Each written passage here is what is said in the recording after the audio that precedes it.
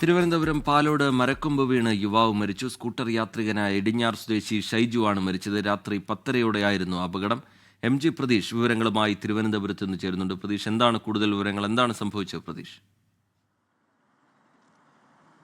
TK, വളരെ ദാരുണമായ സംഭവമായിരുന്നു. ഈ പാലോട് ബ്രൈമൂർ റൂട്ടിൽ മുല്ലച്ചൽ എന്ന സ്ഥലത്താണ് അപകടമുണ്ടായത്. രാത്രി 10:30യോടുകൂടി സുഹൃത്തിൻ്റെ മകളുടെ വിവാഹ റിസപ്ഷന് പങ്കെടുത്ത ശേഷം വീട്ടിലേക്ക് മടങ്ങുകയായിരുന്നു ഷൈജു. സുഹൃത്തിനൊപ്പം സ്കൂട്ടറിൽ പിൻസീറ്റിൽ യാത്ര ചെയ്താണ് പോയിരുന്നത്. ഈ പോകുന്ന സമയത്താണ് മരം ഒടിഞ്ഞു വീഴുകയും ഷൈജുവിൻ്റെ തലയിലേക്ക് പതിക്കുകയും ചെയ്തത്. തൽക്ഷണം ഷൈജുവിൻ്റെ മരണം സംഭവിച്ചു എന്നതാണ് ആശുപത്രിയിൽ എത്തിച്ചപ്പോഴും ഒപ്പം നാട്ടുകാരും പറഞ്ഞിരുന്നത്. പാലോട് ആശുപത്രിയിൽ എത്തിക്കുകയും പിന്നീട് മൃതദേഹം തിരുവനന്തപുരം മെഡിക്കൽ കോളേജിലേക്ക് മാറ്റുകയുമായിരുന്നു. കുറേ നാളുകളായി ഇവിടെ ഈ മരം ഉണങ്ങിയ നിലയിലായിരുന്നു. ഒപ്പം വലിയ ശക്തമായ കാറ്റ് ഇന്നലെ ആ മേഖലയിൽ ഉണ്ടായിരുന്നു. അതാണ് അപകടത്തിലേക്ക് നയിച്ചത് എന്നതാണ് നാട്ടുകാരും പറയുന്നത്.